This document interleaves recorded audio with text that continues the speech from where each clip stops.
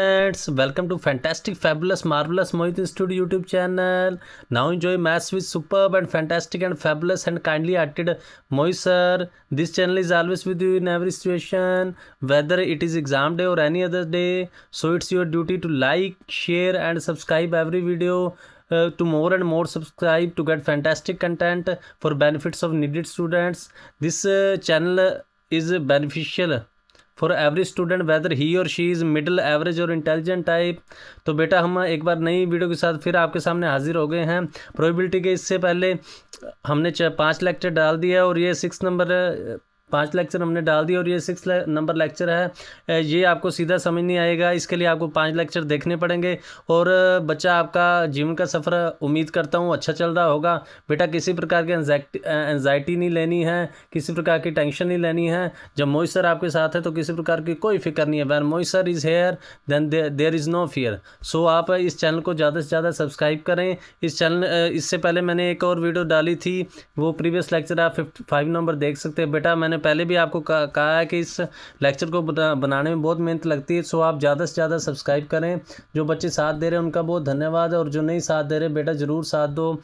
कम से कम 1 के subscriber 1000 subscriber जरूर करो, क्योंकि इतने सब्सक्राइबर करने से मैं लाइव हो सकता हूँ और आपका ही बेनिफिट्स है। और आपका ही बेनिफिट है मुझे पढ़ाते को मुझे पीछे पढ़ाते को कम से कम 12 साल हो गया और मुझे एक्सपीरियंस बहुत है। सो आप मुझसे क्वेश्चन पूछ सकते हैं, इन क्वेश्चंस के बीच मैं आपका सोल्यूशन दे सकता हूं। सो ज़्यादा से ज़्यादा सब्सक्राइब करेंगे तभी इस चैनल का, और साथ में सबसे ज़्यादा आपका ही बेनिफिट है। नई वीडियो के साथ हम हाजिर हो गए हैं। इससे पहले हमने 39 तक क्वेश्चन किए थे, अब हम 40th क्वेश्चन की बात करते हैं। ध्यान से देखो 40th क्वेश्चन में क्या है।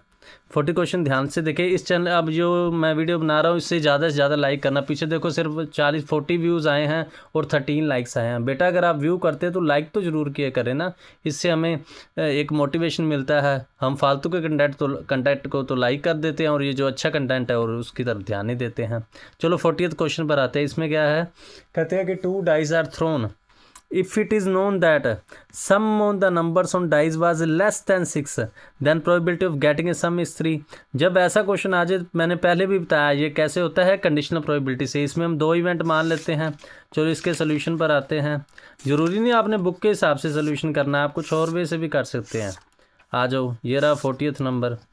40th नंबर में क्या है, ध्यान से देखिए, कैमरा थोड़ा सेट कर लेते हैं। ये रहा, देखो फर्स्ट इवेंट क्या है। फर्स्ट इवेंट हमने मान लिया event at the sum on the numbers on dice is less than 6। तो लेस देन 6 क्या हो जाता है, इसको आप जूम करके देख लेना, सबके फ़ोन में क्वालिटी होती है। लेस देन 6 कौन सा नंबर आ सकता है, 5 आ जाएगा, 4 आ जाएगा, 3 आ सकता है, 2 आ सकता है। ये मैंने केस बनाए, देखो ये 5 वाले हैं, 1 4 4 1 2 3 3 2 2 2। उसके बाद 4 वाले केस बनाए हैं, इसको ध्यान से देखो। 4 वाले कौन से, 2 2 1 3 3 1। उसके बाद 3 वाले 1 2 2 1। उसके बाद 2 वाले। ये हमारा इवन इवेंट आ गया। E2 इवेंट क्या है, sum on the numbers on the dice is 3 के तो 2 इवेंट ही बनेंगे। इवन की प्रोबेबिलिटी आप इसको काउंट कर लो, ये कितने बने, 1 2 3 4 5 6 7 8 9 10। तो इवन की प्रोबेबिलिटी 10/36 आ गई। और E2 की प्रोबेबिलिटी की बात करें वो कितनी आ गई, 2/36। देखो ऐसे ये भी कंडीशन सही है, नहीं तो आप इंटरसेक्शन भी निकाल सकते, एक ही बात है। ध्यान से देखो E2 E1 का सबसेट है, E1 का सबसेट है तो इसकी इंटरसेक्शन क्या E1 नहीं आएगी। तो जो रिक्वायर्ड प्रोबेबिलिटी है, हमने बताया था जो गिवन इवेंट है उसको डिवाइड में रखना होता है। गिवन कौन सा है, क्वेश्चन को फिर से आप देख लो, गिवन इवेंट कौन सा है क्वेश्चन में देख लेना। गिवन इवेंट है E1 वाला, उसको डिवाइड में रख लिया। E2 की प्रोबेबिलिटी पूछी हुई उन्होंने, तो क्या ये प्रोबेबिलिटी आ गई, ध्यान से देखो दोनों की प्रोबेबिलिटी आ गई, दोनों की इंटरसेक्शन डिवाइड में probability of E1 intersection E2, क्योंकि E2 छोटा है E1 बड़ा है तो E2 ही आ जाएगी। E2 की प्रोबेबिलिटी क्या थे आप देख सकते हैं, E2 की प्रोबेबिलिटी 2/36, इसकी 10/36, 36 और 36 कट हो गया, आंसर आ गया 2/10। मैंने कहा बिल्कुल सिंपल सा क्वेश्चन था, इसमें कोई ऐसी टफ वाली बात नहीं थी। इसके बाद हम आगे चलते हैं, आगे क्वेश्चन पर आते हैं 41 पर। तो इसका meaning option number D is correct आ गया। उसके बाद हम चलते हैं 41th क्वेश्चन पर। हाँ थोड़ा सा ना कभी कभी विजिबिलिटी में प्रॉब्लम आ जाती है। 41 पर आते हैं। 41 में क्या है, कहते हैं die is thrown and a card is selected from a deck of 52 playing cards, then the probability of getting an even number on the die and a spade card. देखो वो कह रहे हैं कि 2 इवेंट है, एक डाई थ्रो की गई है और एक कार्ड सेलेक्ट किया गया है। डाई पर इवन नंबर आना चाहिए और कार्ड पर, और जो डेक में से वो स्पेड कार्ड आना चाहिए। इधर आ जाओ, डाई में से कितने नंबर है, 1 to 6 है, और कार्ड में कितने हैं, 52 नंबर। तो हमने 2 इवेंट मान लिए। एक इवेंट मान लिया getting an even number on the die, event of getting even number on the die. E2 पे क्या मान लिया, event that spade card is selected. Even number कौन से होंगे, 2 4 6, तो E1 की प्रोबेबिलिटी 3/6 आ गई, मीनिंग 1/2 आ गई। स्पेड कार्ड, स्पेड के तो आपको पता है स्पेड क्लब डायमंड आर्ट होते हैं, तो स्पेड के कौन से होते हैं, 13, इसकी प्रोबेबिलिटी क्या आ गई, 13/52। डायरेक्ट क्लियरली हम देख सकते हैं इन दोनों का आपस में कोई रिलेशन नहीं है, meaning clearly E1 and E2 are independent events हैं। तो रिक्वायर्ड प्रोबेबिलिटी क्या होगी, दोनों बातें उन्होंने कही ना, ये भी होना चाहिए और ये भी, मीनिंग दोनों की इंटरसेक्शन। तो आपने पढ़ा हुआ अगर इंडिपेंडेंट इवेंट्स हों तो दोनों की इंटरसेक्शन किसके इक्वल होती है, दोनों के मल्टीप्लाई के। इनकी वैल्यू पुट कर दोगे, आंसर 1/8 आ गया। मीनिंग आपने क्वेश्चन को समझना है, ये इवेंट और दोनों इवेंट इंडिपेंडेंट थे। इंडिपेंडेंट के बारे में आपको पहले बता चुका हूँ, प्रीवियस वीडियो में आप देख सकते हैं। इन दोनों की मल्टीप्लाई होगी और इस प्रकार 1/8 आंसर आ गया। आगे चलते 42 क्वेश्चन में। ये पहले मेरे को अजीब सा लगा था, समझ नहीं आया था, अभी समझ आ गया। इसमें क्या पूछ रहे हैं वो ध्यान से पढ़ें। इसमें पूछते हैं, कहते हैं the probability of India winning a test match against Pakistan. लो बेटा, मैच में तो बॉयज़ का तो बहुत ही इंटरेस्ट होता है, कुछ कुछ गर्ल्स का भी होता है। तो देखो कहते हैं इंडिया और पाकिस्तान की टेस्ट मैच की सीरीज़ लगी हुई है, उसकी प्रोबेबिलिटी इंडिया के टेस्ट मैच जीतने की कितनी, 1/2। कहते हैं assuming independence from match to match. वो कह रहे हैं कि जो 5 मैच की सीरीज़ है ना, उन्होंने आगे लिखा है the probability in a 5 match series. हर एक मैच एक दूसरे से इंडिपेंडेंट है, वो मतलब सभी इवेंट्स का इंडिपेंडेंट है। इंडिया, उन्होंने क्या कहा, the probability that in a 5 match series India से सेकंड विन, यहाँ पर विन आनी है, डी नहीं है, ये डी ऐसे लिखा गया है। इंडिया से सेकंड मैच विन, इंडिया से second win of course in the third test. वो ये कह रहे हैं कि अगर 5 मैच की सीरीज़ है ना, तो इंडिया दूसरे मैच में जीते, इंडिया की दूसरी विन हो, सॉरी इंडिया की दूसरी विन हो, विन किस में हो, तीसरे मैच में हो। बच्चे कंफ्यूज हो जाएंगे। मैच 5 सीरीज़ है, इंडिया तीसरे मैच में जीतनी चाहिए, पर वो जो तीसरे मैच में जीतेगी ना, वो विन उसकी दूसरी होनी चाहिए 5 मैच की सीरीज़ में। समझ गए आप, फिर से सुन लो। ये 5 मैच की सीरीज़ है, उसमें से जो तीसरे मैच में इंडिया को जीतना ही जीतना है, तो पर वो विन है उसकी, वो सेकंड होनी चाहिए, मीन के एक मैच वो लॉस करेगी। तो इसके केस क्या बन सकते हैं, आ जाओ यहाँ पर मैंने बना दिए। तो इसका केस क्या है, मैंने आपके लिए एक स्पेशल लिखा हुआ है। हो सकता है पहले मैच में लॉस कर दे, सेकंड में विन हो और थर्ड में विन हो। तो देखो थर्ड में तो विन करना ही था, थर्ड में तो विन करना ही था ना। इसको थोड़ा सा और जूम कर लेते हैं। थर्ड में तो विन करना ही था, इसका मीनिंग ये सेकंड विन होगी। और दूसरा केस क्या हो सकता है, फर्स्ट विन कर ले, सेकंड लॉस कर ले, फिर उसके बाद थर्ड विन कर ले। मीनिंग जो थर्ड नंबर पे विन करनी, पर वो विन सेकंड होनी चाहिए।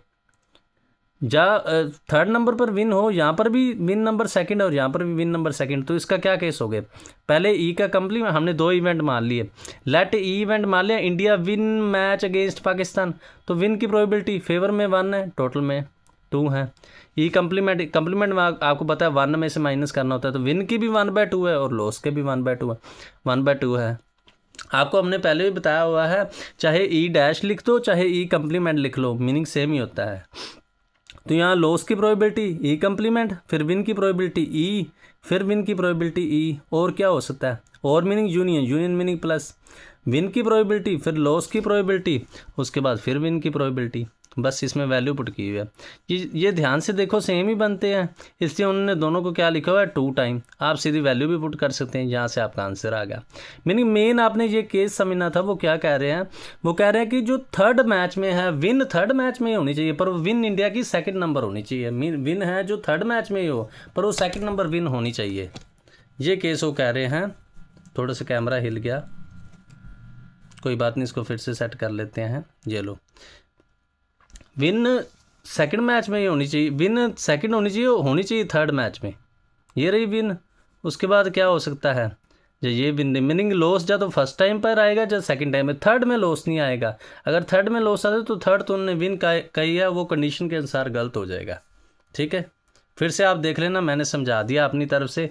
और कोई भी चीज़ में प्रॉब्लम है, कोई कंसेप्ट नहीं समझ आता, मेरी तरफ से तो मैं इजी मेथड में समझाता हूँ, पर तो कई बार फिर भी बच्चों को समझ नहीं आता, तो आप मुझे नीचे कमेंट सेक्शन में बताएं या डिस्क्रिप्शन में मेरा व्हाट्सएप नंबर है, उस पर बता सकते हैं।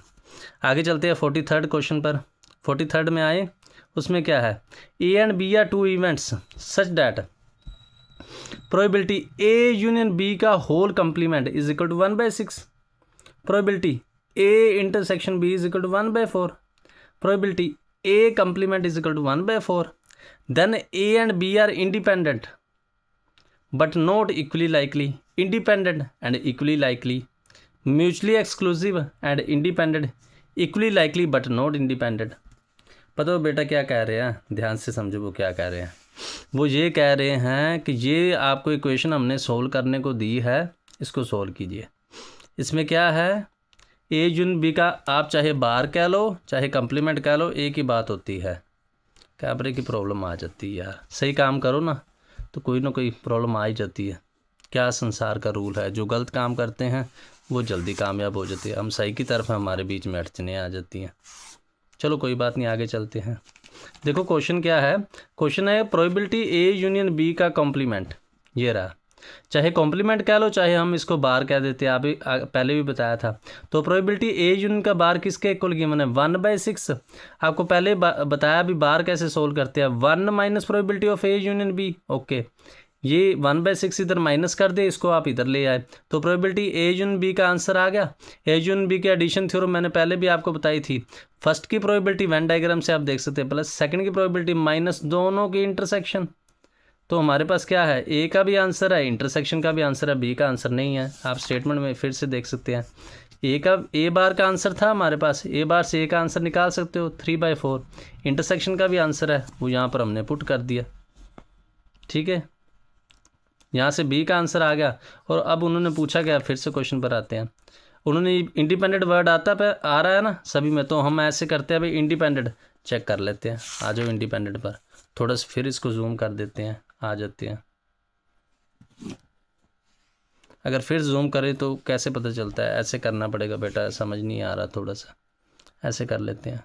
चलो ऐसे करेंगे तो क्या पता चलता है, ध्यान से देखो, जो प्रोबेबिलिटी ए इंटरसेक्शन बी है वो किसके इक्वल है, प्रोबेबिलिटी ए इंटू बी के इक्वल है। ऐसे कर लेते हैं, ध्यान से देखो कैसे पता लग गया। ये प्रोबेबिलिटी ऑफ ए क्या थी, 3/4, बी क्या 1/4। आप दोनों की मल्टीप्लाई करो तो आंसर क्या आ गया, 1/4। और जो इंटरसेक्शन थी, हम पीछे फिर देखते हैं, जो इंटरसेक्शन थी वो भी 1/4 ही थी। इसका मीनिंग दोनों इंडिपेंडेंट, दोनों इवेंट्स कौन से हैं, independent event. So that A and B are independent तो हैं पर इक्वली लाइकली नहीं है, क्योंकि ए और बी की प्रोबेबिलिटी सेम नहीं है, तो इंडिपेंडेंट तो है और इक्वली लाइकली नहीं है। बस ये हमने सॉल्व करना था। आगे चलते हैं नेक्स्ट क्वेश्चन पर। ये कौन सा 43 नंबर हो गया, अब 44 पर आते हैं। 44 को ध्यान से देखो, एक तो कैमरा पूरा नहीं आता बच्चे, क्या करें। यहाँ से 44 देख लो। 44 क्या है, कहते हैं if 3 coins are tossed then the probability of occurrence of at least 1 head is, वो क्या बनेगी, if 3 coins are tossed then probability of occurrence of at least 1 head is. ये तो हमने पीछे भी किया हुआ है, फिर से हम देख लेते हैं। ये कौन सा 44 क्वेश्चन आ गया, इधर आ जाओ, ये रहा 44। 3 coins आर टोस्ट हैं, तो केसेस तो आपको पता है अभी सैम्पल स्पेस में कितने आते हैं, 8 एलिमेंट्स आते हैं, ठीक है। उनका एट लीस्ट 1 हेड आना है। एट लीस्ट 1 हेड का मीनिंग क्या है, 1 हेड आ सकता है, 2 हेड आ सकता है और 3 हेड आ सकता है। सैम्पल स्पेस के 8 एलिमेंट आप चेक कर लो, उसमें से टेल वाला केस हम माइनस कर देंगे तो प्रोबेबिलिटी 7/8 आ गई। एक वे तो ये होगा। दूसरा वे क्या है, आपको ये फॉर्मूला मैंने पहले भी कराया, अगर एट लीस्ट 1 का आपने पता करना हो तो उसका फॉर्मूला क्या होता है, 1 माइनस प्रोबेबिलिटी ऑफ नन। समझ गए कैसे बना है, probability of none plus at least 1 किसके इक्वल होता है, 1 के। तो इसका मीनिंग ये है, जो एट लीस्ट 1 है वो किसके इक्वल होगा, 1 minus probability of none of them के। तो जो नन ऑफ दैम है, नन ऑफ दैम का मीनिंग सारे टेल्स आने चाहिए, टेल्स का मीनिंग क्या आप समझ सकते हो, 1 minus probability tail into tail into tail, तो टेल की प्रोबेबिलिटी 1/2 1/2 1/2, ये भी 7/8 आ गई। मीनिंग किसी वे से भी आप सोल्व कर सकते हैं, दोनों वे से अच्छा है, ये बेस्ट है। मीनिंग सैम्पल स्पेस के 8 एलिमेंट है, अगर टेल वाला केस छोड़ दोगे तो 7 एलिमेंट बन जाएंगे बस। ये हो गया हमारा 44th क्वेश्चन। उसके बाद आते हैं 45th पर। बेटा मैं अपनी तरफ से ठीक समझा रहा हूँ, अगर फिर भी आपको कहीं प्रॉब्लम आती है तो आप कमेंट सेक्शन में बताएं। मैंने पहले भी आपको बताया, अगर हम डॉक्टर के पास जाकर अपनी प्रॉब्लम नहीं बताएंगे तो डॉक्टर भी उसका सोल्यूशन नहीं कर सकता। वही हम मैथ के डॉक्टर, आप जब तक प्रॉब्लम नहीं ना बताएंगे तब तक हम कुछ नहीं कर सकते। देखो 45th क्या है, कहते 3 persons A, B and C fire at a target in turn starting with A. The probabilities of hitting the target are 0.4, 0.3 and 0.2 respectively. The probability of 2 hits are. वो कह रहे हैं उन्होंने एक टारगेट हिट करना, जैसे हम मेले में नहीं जाते, समझ लो आप वहाँ पर जो गन से शॉट मारते हो उसी टारगेट को आप समझ सकते हो। तो 3 पर्सन है ABC, फर्स्ट के टारगेट हिट करने की प्रोबेबिलिटी 0.4 है, सेकंड की 0.3 और थर्ड की 0.2 है। कहते प्रोबेबिलिटी फाइंड करो कि 2 हिट करें। देखो उन्होंने क्लियर ही कर दिया, वो क्या कह रहे हैं, अगर ध्यान से देखो वो क्या कह रहे हैं, वो कह रहे हैं भी 2 ही हिट करें, 3 ना करें। एग्जैक्टली की बात होगी, समझ गए ना। वो कह रहे 2 हिट करें 3 ना करें, तो हमने 3 इवेंट मान लिए। 3 इवेंट क्या है, E1 E2 एंड E3 भी events that ABC hit the target. Meaning E1 event है A हिट करेगा, E2 इवेंट है B हिट करेगा, E3 इवेंट है C हिट करेगा।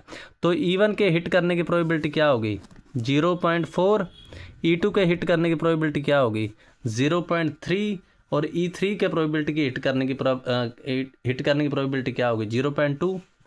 उन्होंने कहा एग्जैक्टली 2 ही हिट करेंगे, तो आप समझ सकते हैं नीचे केस क्या बनेंगे भी E1 हिट करता है, E2 करता है, E3 नहीं करता। सेकंड में हम बीच में ले लेंगे, E1 और E3 हिट करते हैं, E2 नहीं करता। थर्ड में हम क्या कहेंगे E2 और E3 नहीं करते और E1 करता है। बेसिक सी बात है बेटा, 3 स्टूडेंट्स हैं, अब हम उनमें से बात करते। देखो पहला दूसरे को सक्सेस मिलती, तीसरे को नहीं मिलती। पहले और तीसरे को सक्सेस मिलती है, दूसरे को नहीं मिलती। दूसरे और तीसरे को सक्सेस मिलती, पहले को नहीं मिलती बस। उसके बाद आप कॉम्प्लीमेंट की प्रोबेबिलिटी तो अपने आप निकाल सकते हैं, वो आपको निकालनी आती है। अगर E1 की 0.4 है, कॉम्प्लीमेंट की कितनी होगी 0.6, 1 में से माइनस करें। E2 की 0.3 है, कॉम्प्लीमेंट की 0.7। E3 की 0.2 है, कॉम्प्लीमेंट कितनी होगी 0.8। उसमें आप यहाँ वैल्यू पुट कर लेना। 0 के साथ सोल्व करना तो अच्छी बात है, नहीं तो आप 4/10 3/10 एलसीएम लेकर भी सोल्व कर सकते हैं और ये आपका आंसर आ जाएगा। ठीक है, ये बेटा बहुत ही इंपॉर्टेंट क्वेश्चन था, इसको आप फिर से चेक कर सकते हैं। उन्होंने कहा भी एग्जैक्टली 2 हिट करें। एग्जैक्टली 2 का मीनिंग थर्ड नंबर ना करें। फर्स्ट और सेकंड हिट कर सकता, थर्ड नहीं कर सकता। सेकंड और थर्ड हिट कर सकता, फर्स्ट नहीं कर सकता। फर्स्ट और थर्ड हिट कर सकते, सेकंड नहीं कर सकता। अपने आप प्रैक्टिकल सोचोगे ना तो अपने आप ही आपके दिमाग में ये सब केसेस बनकर आ जाएंगे। टफ नहीं है, अगर ध्यान से सोल्व करोगे तो ज़रूर समझ आएंगे। चलो बेटे, इसके बाद हम खुशी खुशी आगे सफ़र पर जाते हुए 46 क्वेश्चन पर आते हैं। 46 में क्या है, इधर आते हैं 46 में, ये रहा 46 में क्या है, कहते हैं problem in mathematics is given to 3 students ABC and their respectively probability of solving the problem is 1/2, 1/3 and 1/4. probability that the problem is solved. पता वो क्या कह रहे हैं, मुझे कह रहे कि हमने 3 स्टूडेंट, मैंने पहले भी आपको ये ऐसा क्वेश्चन कराया और बात बताई है। अगर मेरे पास यहाँ पर वाइट बोर्ड लगा है, ठीक है, मैं प्रॉब्लम दे के मेरे पास 3 स्टूडेंट बैठे हैं और मैं उनको एक मैथमेटिकल प्रॉब्लम देके चला गया और बाहर चला गया। उसमें से एक स्टूडेंट ने मेरे को वाई लगाई, उसने कहा कि सर हमारा क्वेश्चन सोल्व हो गया। तो इसका मीनिंग आप क्या समझते हैं? इसका मीनिंग ये है कि हो सकता है उस अकेले बच्चे ने सोल्व किया हो सकता है 1 और 2 बच्चों ने सोल्व किया हो सकता है 3 बच्चों ने सोल्व किया हो। मेरे कहने का मीनिंग है भी एट लीस्ट 1 स्टूडेंट ने तो सोल्व की है प्रॉब्लम, इसलिए वो बाहर आया। तो हम ये कह सकते हैं अगर एक बच्चे ने सोल्व किया तो 3 केस उसके बन जाएंगे। 3 कौन से? ए ने सोल्व किया, बी और सी ने नहीं किया, फिर बी ने सोल्व किया, ए और सी ने नहीं किया, फिर सी ने सोल्व किया, ए और बी ने नहीं किया। और 2 बच्चों के भी बन सकते, ए बी ने सोल्व किया, सी ने नहीं किया, ए सी ने सोल्व किया, बी ने नहीं किया, सी ए ने सोल्व किया, बी ए ने नहीं किया, सी बी ने सोल्व किया, ए ने नहीं किया। और थर्ड में क्या होगा, तीनों ने सोल्व किया। ये अभी 2 वाला केस तो हमने अभी किया। एक तो ये तरीका होगा, एक हम सीधा बात कर ले। उन्होंने क्या कहा, the probability that problem is solved. Solved मैंने अभी आपको बताया था भी सोल्व्ड का मीनिंग क्या है। सोल्ड का मीनिंग ये है, अभी आपको बताया, 1 minus probability solved meaning at least one student solved the problem, meaning 1 minus probability none of them solve. अभी हमने फॉर्मूला लिखा है ना एट लीस्ट 1 का, आप फिर से ऊपर देख लो, हमने फॉर्मूला पीछे ही लिखा है। एट लीस्ट 1 का फॉर्मूला क्या है, ये रहा ऊपर, at least 1 is equal to 1 minus probability of none, यही हमने यहाँ पर सोल्व कर लिया। तो प्रोबेबिलिटी ये क्या है, at least 1, at least 1 meaning 1 minus probability none of them solve. E1 की प्रोबेबिलिटी थी, E1 मीनिंग इवेंट क्या था, A solve the problem, E2 event क्या था, B solve the problem, E3 event क्या था, सी सोल्व दी प्रॉब्लम। तो 1 required probability 1 minus probability none of them solve the problem, none of them meaning first का complement, फिर second का complement, फिर third का कंप्लीमेंट। वैल्यू पुट कर सकते हैं आप, 1 इसकी 1/2 आ गई, इसका कंप्लीमेंट कैसा होगा, 1 में से माइनस करोगे 2/3 होगा, इसका कंप्लीमेंट कैसा होगा 3/4 होगा, ये कट हो गया, आंसर आ गया 3/4। मीनिंग जब भी आपको, मैंने पहले भी बताया, क्या आ जाए एट लीस्ट 1, तो उसका फॉर्मूला क्या होता है, 1 minus probability none of them. दूसरे वे से भी आप सोल्व कर सकते हैं, फिर 1 के 3 केसेस बनेंगे, फिर 2 के 3 बनेंगे, वहाँ से 7 केसेस बन जाएंगे, 3 3 6 और लास्ट वाला पूरे 3 का 7, और एट लीस्ट 1 से ईजी सोल्व हो जाता है बस। ये रहा 46 क्वेश्चन। अभी हम आते हैं 47 पर। 47 को ध्यान से देखिए, उसमें क्या है, सेम क्वेश्चन ही है। 47 में क्या लिखा है, कहते हैं 4 persons can hit A target with probabilities 1/2, 1/3, 1/4 and 1/8 respectively. If all hit at the target independently, then the probability that target would be hit. बेटो सेम ही क्वेश्चन है, पहले 3 पर्सन थे, अभी 4 पर्सन आ गए। वो कहते हैं सभी की प्रोबेबिलिटी इंडिपेंडेंट है, उनका आपस में कोई रिलेशन नहीं है। एक टारगेट हिट करता है और दूसरे टारगेट हिट करने में उनका आपस में कोई रिलेशन है। Probability that target would hit, अगर टारगेट हिट होता है इसका मीनिंग एटलीस्ट 1 ने तो हिट किया ही होगा, यही क्वेश्चन आ गया। लेट हमने 4 इवेंट मान लिए, लेट E1 इवेंट क्या है, first person hit the target, E2 event क्या है, second person hit the target, E3 event क्या है। बेटा ये MC क्या हुआ है, इसमें आप चाहे वर्डिंग ना लिखें, पर अगर 2 मार्क्स का या बड़े मार्क्स का क्वेश्चन आता है तो उसमें आपने वर्डिंग जरूर लिखनी है। लेट E1 इवेंट क्या है, first person hit the target, E2 event क्या है, second person hit the target, E3 event क्या है, third person hit the target, E4 event क्या है, fourth person hit the target. First की प्रोबेबिलिटी 1/2 गिवन है, 1/3 गिवन है, 1/4 गिवन है, 1/8। तो required probability meaning at least 1 person hit the target, same ही 1 minus probability none of them hit the target. तो क्या 1 माइनस प्रोबेबिलिटी E1 का complement, probability E2 का कॉम्प्लीमेंट, E3 का कॉम्प्लीमेंट, E4 का कॉम्प्लीमेंट। इसका कॉम्प्लीमेंट 1 में से माइनस 1/2, ये क्या आ जाएगा 2/3, ये क्या आ जाएगा 3/4, ये क्या आ जाएगा 7/8। यहाँ पर आप कैलकुलेशन सोल्व कर लेना, आंसर आ जाएगा 25/32। ये तो बेटा एग्जैक्ट सेम ही थे ये, और इस टाइप का क्वेश्चन आएगा ही आएगा, तो इसको आप ध्यान से ज़रूर करें। मैं अपनी तरफ से फिर बेटा कह रहा हूँ, सही समझा रहा हूँ मेरे अनुसार, पर हो सकता है कई बार बच्चे ने पीछे कंसेप्ट नहीं पढ़े हो तो वो मुझे नीचे कमेंट सेक्शन में बता दे, या डिस्क्रिप्शन में मेरा व्हाट्सएप नंबर दिया हुआ है, उधर मेरे को बता सकता है। आगे हम चलते हैं 48 क्वेश्चन पर। ये बेटा अच्छा क्वेश्चन था, इसको मुझे समझने में टाइम लगा। ये क्या था, वो क्या कह रहे हैं इस क्वेश्चन में, ये था कहते 5 horses are in a race. ठीक है, जो रेस लगती है आपने टीवी में देखी होगी, टीवी तो सभी के पास होगा। वो कह रहे हैं कि एक रेस में 5 हॉर्सेस जा रहे हैं, 5 घोड़े लगे हैं। Mister A selected 2 of the horses at a random and bets on them, the probability that mister A selected the winning horses. इसको करने के बेटा मैंने 3 मेथड निकाले हैं। 3 मेथड क्या है, मिस्टर ए ने 5 घोड़ों में से 2 घोड़ों को सिलेक्ट किया है। हमने प्रोबेबिलिटी फाइंड करनी है कि उनका जो सिलेक्टेड घोड़ा है वो विनिंग हॉर्स है, वो जीत गया है। तो सीधी सी बात है, उनने कितने घोड़े सिलेक्ट किए हैं 2, और टोटल कितने 5, एक आंसर आ गया 2/5। एक तो वे ये हो गया, हो सकता कोई ना माने तो इसलिए हम ये एक वे लगा सकते हैं। अभी आपको बताया, हम ये मान सकते हैं ना प्रोबेबिलिटी विन प्लस लॉस की 1 है, तो विन की प्रोबेबिलिटी क्या होगी 1 माइनस प्रोबेबिलिटी ऑफ लॉस। तो हमने क्या किया, पहले लॉस की प्रोबेबिलिटी निकाल ली। लॉस कैसी, जो 2 घोड़े, ध्यान से देखो, जो विनिंग हॉर्स है वो तो एक ही है, ठीक है, टोटल कितने 5, तो लॉस में कितने हो गए, फेवर में 4, टोटल 5। फर्स्ट वाले ने लॉस कर दिया, अब सेकंड ने भी लॉस करना है, एक तो चला गया, तो फेवर में कितने बचे 3, तो टोटल में भी तो माइनस हो गया ना, टोटल में कितने हो गए 4 और 4 कट हो गए 3/5।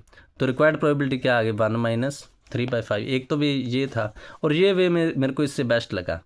देखो हमने टू बॉक्सेस बना लिए, ये हमारा विन वाला बॉक्स है, विनिंग हॉर्स का, ठीक है। अगर विनिंग का तो एक ही वे है, उसके बाद कितने बच गए 4, जो बाकी 4 हॉर्सेस है, ठीक है, जो बाकी 4 हॉर्सेस है उसमें से दो उन्होंने लिए, एक तो विनिंग हो गया, तो एक को सिलेक्ट करने के कितने वेज हो गए, मैंने आगे पहले भी आपको बताया, यहाँ पर कम्बिनेशन लगता है।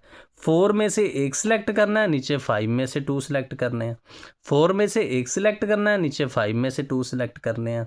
फेवर 4 में से एक सिलेक्ट करना है, नीचे 5 में से 2 सिलेक्ट करते हैं। इसको बेटा आप सोल्व कर सकते हैं। 4C1 4 आता है, 5C2 10 आता है। कम्बिनेशन में प्रॉब्लम है तो कमेंट सेक्शन में बता दें, इसके लिए मैं अलग से वीडियो बना दूंगा। इसको आप कट कर सकते हैं, आंसर 2/5। मीनिंग 3 वेज हो गए। इस वे से आप कर सकते हैं, लूज की प्रोबेबिलिटी करके रिक्वायर्ड निकाल दी, या इस वे से भी आप कर सकते हैं। दोनों वे सही हैं और अच्छे हैं और फैंटास्टिक हैं और माइंड ब्लोइंग है और हिस्टोरिक हैं। उसके बाद हम क्या करते हैं, 49 क्वेश्चन पर आते हैं। 49 को ध्यान से देखो। 49 में क्या है, कहते हैं कि probability A speaks truth is 4/5 and B speaks truth is 3/4। The probability that they contradict each other when asked to speak. ये देखो बेटा, हमारे फैमिली के घर में बातें होंगी, है ना। कोई सच बोलता है, कोई झूठ बोलता है, तो क्या करते हैं, एक दूसरे को झूठा साबित करना चाहते हैं। वो ये कह रहे हैं कि प्रोबेबिलिटी दे कॉन्ट्राडिक्ट मीनिंग एक दूसरे को झूठा साबित करना। When asked to speak on effect, मतलब एक बात पर वो बोलते हैं, इसके ट्रुथ बोलने की प्रोबेबिलिटी 4/5 है और इसके ट्रुथ बोलने की 3/4 है। तो हम इवेंट मान लेंगे जो हमने पीछे किया हुआ है। लेट ई इवेंट मान लिया ए स्पीक ट्रुथ और एफ इवेंट मान लिया बी स्पीक ट्रुथ, ठीक है। तो ई की प्रोबेबिलिटी 4/5, एफ की 3/4। यहाँ पर एफ आना तो उन्होंने गलती से लिख दिया। कॉम्प्लीमेंट क्या आप निकाल ही सकते हैं। इसको थोड़ा सा और जूम कर लेते हैं और ध्यान से देखिए, इधर आ जाओ, दिख रहा है, ऐसे आ जाओ। हमने कहा भी एक दूसरे को झूठा साबित करते हैं। इसका मीनिंग क्या है, इसका मीनिंग ये है, अगर ई ट्रुथ बोलता है तो एफ ना बोले, मतलब ई, और अगर एफ ट्रुथ बोलता है तो ई ना बोले। मीनिंग ई की प्रोबेबिलिटी इंटू एफ का कंप्लीमेंट, और हम कह सकते हैं एफ की प्रोबेबिलिटी इंटू ई का कंप्लीमेंट। दोनों की वैल्यूज आप यहाँ पर पुट कर लेना तो आपका आंसर आ जाएगा। ध्यान से देख लो, ये कंट्राडिक्ट वाला भी बेटा आता ही आता है, इसको ध्यान से देखो। फर्स्ट ट्रुथ सेकंड का कंप्लीमेंट और सेकंड ट्रुथ फर्स्ट का कंप्लीमेंट, ठीक है। फिर आगे चलते हैं। चलो ये हमने क्या कर लिया, 49th क्वेश्चन कर लिया। अब हम किस पर आते हैं, नेक्स्ट क्वेश्चन पर आते हैं। नेक्स्ट क्वेश्चन कौन सा है, 50th क्वेश्चन। 50th क्वेश्चन भी समझने वाला है, उसको ध्यान से देखो। 50th में क्या है, कहते हैं 2 एरोप्लेन्स है। ओ बड़ी बात, अच्छी बात है। कईयों ने तो एरोप्लेन में ट्रैवल भी किया होगा और बहुत सारों ने नहीं भी किया। वो क्या कह रहे हैं, ध्यान से देखो। कहते हैं भाई जो 2 एरोप्लेन हैं 1 और 2, okay, bomb a target in success, उन्होंने एक टारगेट पर बॉम्ब को छोड़ना है। The probability of first and 2 securing correctly are 0.3, मतलब फर्स्ट बॉम्ब पर टारगेट छोड़ देता है उसकी प्रोबेबिलिटी है 0.3, और सेकंड बॉम्ब पर टारगेट छोड़ देता है उसकी प्रोबेबिलिटी है 0.2।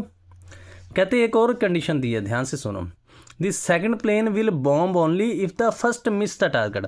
वो कह रहे हैं कि दोनों में इतनी बात है ना, सेकंड वाला बॉम्ब उस टाइम पर फेंकेगा जब फर्स्ट वाला मिस करेगा। चलो सही है।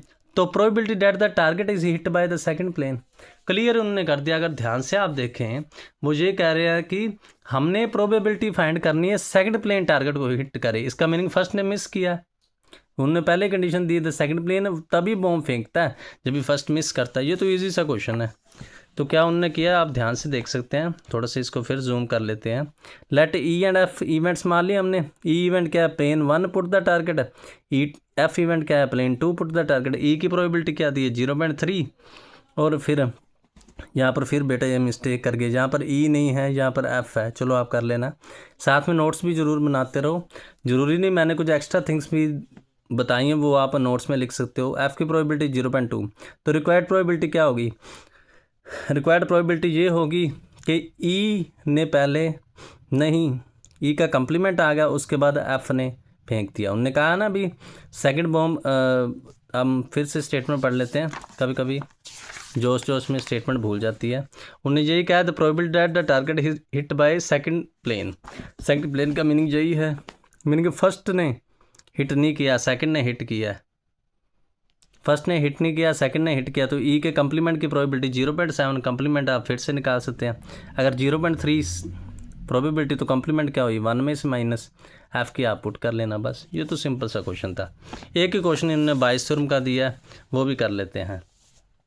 बेटे ये अच्छी एमसीक्यू सीरीज़ है, ये सीबीएसई में आ सकते हैं, तो इसको आप सीरियसली लें, ठीक है, एंजॉयमेंट में ना लें, आपके लिए मेहनत कर रहे हैं तो चैनल को ज़्यादा से ज़्यादा, इस वीडियो पर बहुत सारे लाइक आने चाहिए। अगर कम लाइक आएंगे ना तो फिर मैं 5-7 दिन बाद वीडियो बनाऊँगा, इससे आपका ही लॉस है, मेरा लॉस नहीं है।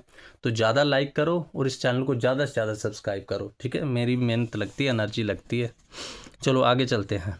आगे में क्या है, ध्यान से देखो। कहते 2 स्टूडेंट्स हैं, he and B are 2 students, their chances of solving a problem correctly are 1/3, 1/4। The probability of their making a common error is 1/20। If they obtained the same answer then the probability of their answer to be correct. पता बेटा वो क्या कह रहे हैं, वो ये कह रहे हैं ए और बी 2 स्टूडेंट हैं। फर्स्ट स्टूडेंट के सोल्व करने की, मैं कोई प्रॉब्लम सोल्व करने करेक्टली, मैंने प्रॉब्लम को सोल्व करता है और उसकी प्रॉब्लम का सोल्यूशन सही होता है, उसकी प्रोबेबिलिटी 1/3 है, दूसरे की 1/4 है। प्रोबेबिलिटी दोनों making a common error, common गलती होती है दोनों की, वो क्या है 1/20। कहते if they obtained the same answer, ये मान के चलो कि उनका आंसर सेम है, तो प्रोबेबिलिटी फाइंड करो their answer to be correct होगा। देखो जब ऐसा क्वेश्चन आ जाए ना तो इसमें लगती है बायस थ्योरम, कोई बेस थ्योरम कहते हैं। तो हम क्या इवेंट मान लेंगे, ध्यान से देखो। इवन हमने इवेंट मान लिया, event that both A and B solve the problem correctly, ठीक है। E2 इवेंट हमने मान लिया, both A and B got incorrect solution of the problem. Wording जो आप मर्जी लिख सकते हो, उसकी कोई बात नहीं। ई हमेशा गिवन इवेंट मानते हैं, ई कौन सा मानते हैं, गिवन इवेंट।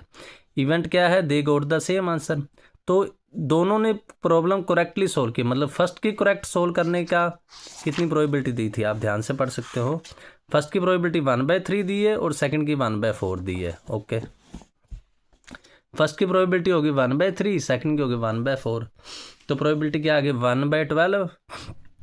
E2 क्या है, दोनों इनकरेक्ट सोल्व करते हैं, इसका मीनिंग फर्स्ट की 1/3 करेक्ट की है, 1 में से माइनस करो 2/3, 1/4 करेक्ट की है, 1 में से माइनस करो 3/4, मीनिंग कि E2 की प्रोबेबिलिटी कितनी होगी 1/2। सेकंड हम आते हैं, सेकंड क्या है, प्रोबेबिलिटी E/E1, इसका मीनिंग आपको पहले ही बताया कंडीशनल प्रोबेबिलिटी में। इसका मीनिंग है नीचे वाला गिवन होता है, ऊपर वाले की प्रोबेबिलिटी फाइंड करनी होती है। वो कहते हैं ये गिवन है कि उनका आंसर सेम आया है, प्रोबेबिलिटी फाइंड करो। इवेंट है जो ए एंड बी दोनों सेम प्रॉब्लम को सोल्व, उन्होंने प्रॉब्लम करेक्टली सोल्व की है। आप ही समझो भी अगर सेम आंसर आया है, ठीक है, और प्रोबेबिलिटी भी करेक्ट की है, तो प्रोबेबिलिटी इसकी क्या बनेगी, ये तो श्योर इवेंट ही हो गया ना। मीनिंग अगर उनको कोई प्रॉब्लम दी थी, उसका भी 1 है केस फेवर में और सोल्यूशन भी सेम आया, तो आंसर 1 हो गया। E/E2 क्या है, ये गिवन है कि उन्होंने इनकरेक्ट सोल्व किया है, ये श्योर इवेंट हो गया ना। ये गिवन है उन्होंने इनकरेक्ट सोल्व किया, प्रोबेबिलिटी फाइंड करो कि उनका आंसर सेम आया। देखो इनकरेक्ट की या कॉमन एरर की उन्होंने पीछे प्रोबेबिलिटी दी थी, कितनी दी थी आप फिर चेक कर सकते हैं। इनकरेक्ट की प्रोबेबिलिटी दी है उन्होंने कॉमन एरर की, मतलब 1/2, 1/20, वो आप यहाँ पर पुट कर सकते हैं। तो 1/20 है जो, वो इधर आ गई।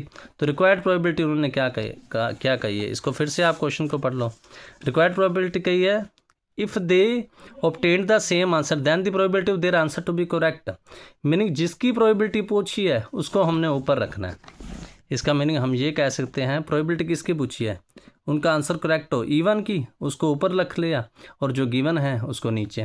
तो इसका फॉर्मूला आप सुन लो, आप कैसे लगता है। इसका फॉर्मूला होता है, इसको रिवर्स करके लिख दो, इसके साथ फर्स्ट वाली प्रोबेबिलिटी, नीचे सभी की addition. Meaning probability E1 E/E1, probability E2 E/E2। यहाँ पर आप वैल्यूज पुट कर सकते, दोबारा सुन लो। इसको रिवर्स करके ऊपर लिख दो, साथ में प्रोबेबिलिटी E1, नीचे ये सेम थिंग प्लस E2 वाले कंसेप्ट। अगर E3 होता तो आपने लिखना था पहले probability E1 E/E1 plus probability E2 E/E2, probability E3 E/E3। 4 होते तो E1 वाले केस, फिर E2 वाले, फिर E3 वाले, फिर E4 वाले। मीनिंग ये लिखने का एक मेथड होता है, बस उसके बाद तो बेटा आपने वैल्यू ही पुट करनी है। इसके साथ हमारी जो MCQ सीरीज़ है, इसमें बुक में जितने क्वेश्चन थे वो मैंने करा दिए। अगर कुछ एक्स्ट्रा आपके पास है तो वो आप मुझे ज़रूर बताएं। अभी बेटा मैं थक गया हूँ, फिर भी इससे आगे हम सोल्व करेंगे। ठीक है। उसके इससे आगे हम एग्ज़ाम आइडिया के क्वेश्चन ज़रूर सोल्व करेंगे।